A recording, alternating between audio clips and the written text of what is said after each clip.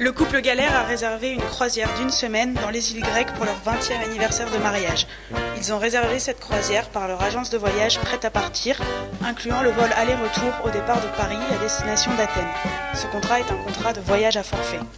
Le départ du vol est prévu le 1er juin à 5h de Charles de Gaulle et doit arriver à Athènes à 8h le même jour.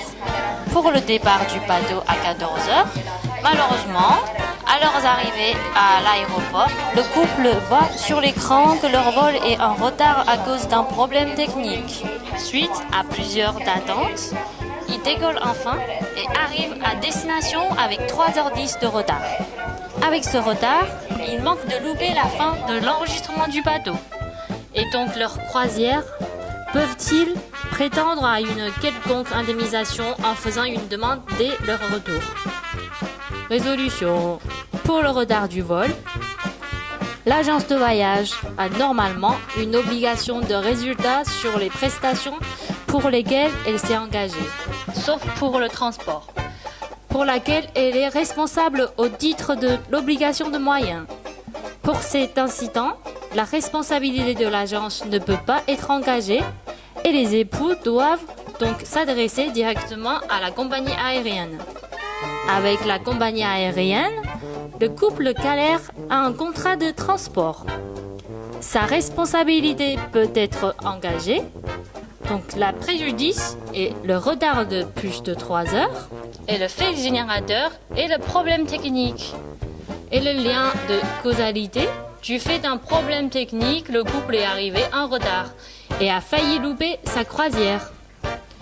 La compagnie aérienne a une obligation de résultat, la faute n'est donc pas approuvée.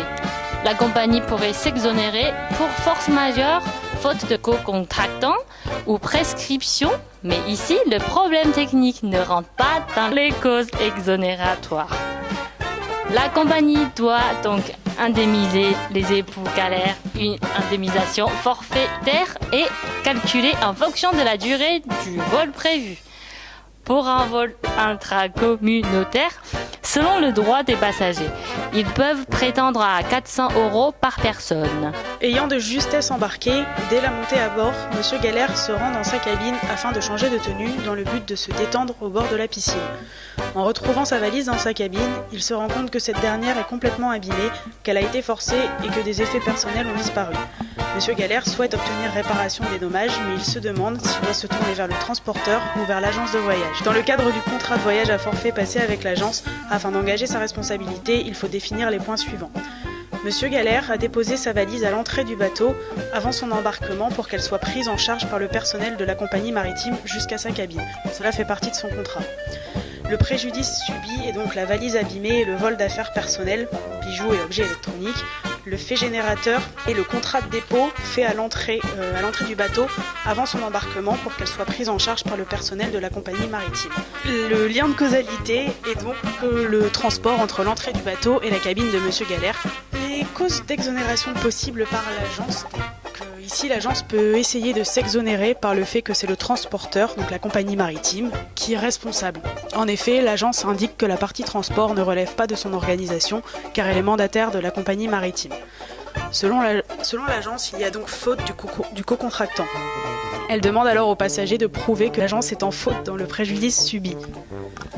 Néanmoins, le passager, Monsieur Galère, peut exiger une indemnisation de la part de l'agence car elle est son unique interlocuteur dans la réservation de ce voyage, et ce depuis le début.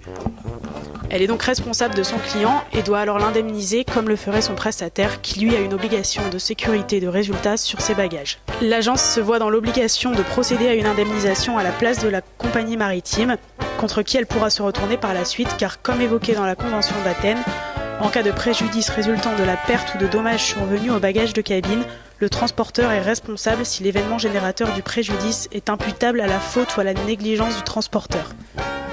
Néanmoins, l'agence étant mandataire de la compagnie maritime, elle indemnise à hauteur de ce que cette dernière aurait fait, c'est-à-dire que l'indemnisation est égale au préjudice causé et limitée au plafond prévu par la Convention d'Athènes dans le cadre du droit du transport.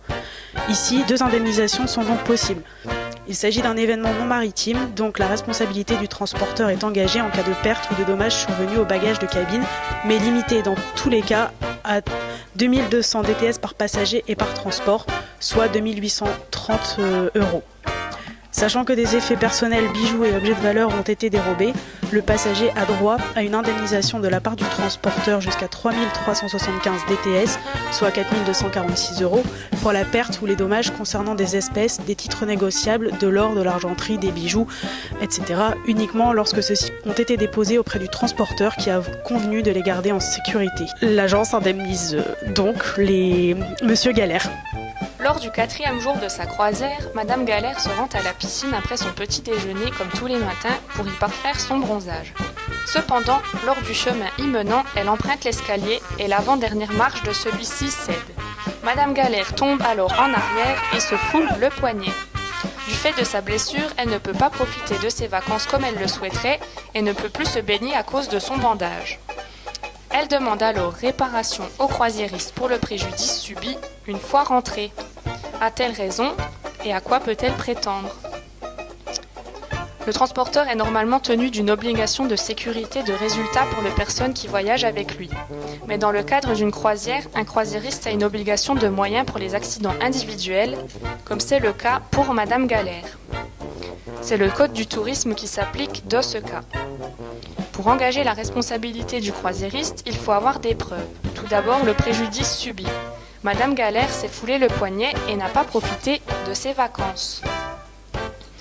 Le fait générateur est qu'elle est tombée dans les escaliers car la marche s'est cassée. Le lien de causalité, comme elle est tombée, elle s'est foulé le poignet. La faute est également à prouver. Le croisiériste n'a pas vérifié la qualité de ses installations ou n'a pas fait les travaux nécessaires à leur remise à neuf et la marche s'est cassée. L'installation est donc défaillante. Le croisiériste ne peut donc pas s'exonérer de sa responsabilité car il existe bien un contrat. Ce n'est pas un cas de force majeure et ce n'est pas non plus la faute de la victime. Il doit donc indemniser Madame Galère à hauteur du préjudice direct et des préjudices par ricochet. Le montant maximal de l'indemnité s'élève à 400 000 DTS par personne et par événement, ce qui est environ égal à 500 000 €. 5 jours après leur départ, ils apprennent que l'escale à Santorin prévue le lendemain est annulée en raison du retard pris par le bateau suite à un problème technique. Et aucune autre escale n'a été prévue pour remplacer celle-ci. Monsieur et Madame Galère exigent alors le remboursement d'une partie de leur séjour pour le préjudice subi.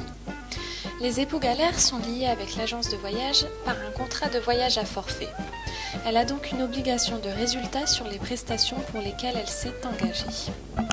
L'escale annulée pour une cause imputable au croisiériste. En effet, le bateau a pris du retard suite à un problème technique. Le croisiériste aurait pu éventuellement s'exonérer de sa responsabilité en prouvant que l'escale a été annulée pour des raisons de sécurité, mais également si l'escale prévue avait été remplacée par un arrêt du même intérêt. Mais ce n'est pas le cas ici. Le préjudice subi par les époux Galère doit être démontré. Ils pourront invoquer que les prestations prévues lors de la signature du contrat n'ont pas été honorées, mais pourront également demander des dommages et intérêts pour le préjudice moral, car Monsieur et Madame Galère ont économisé pour pouvoir s'offrir cette croisière de rêve pour leur anniversaire de mariage. Suite à ce problème technique, les époux Galère arrivent à destination finale avec plus de 6h30 de retard. Selon le règlement européen concernant le droit des passagers, Monsieur et Madame Galère peuvent prétendre à une indemnisation à hauteur de 25% du prix du billet dans le cadre du contrat de transport conclu avec le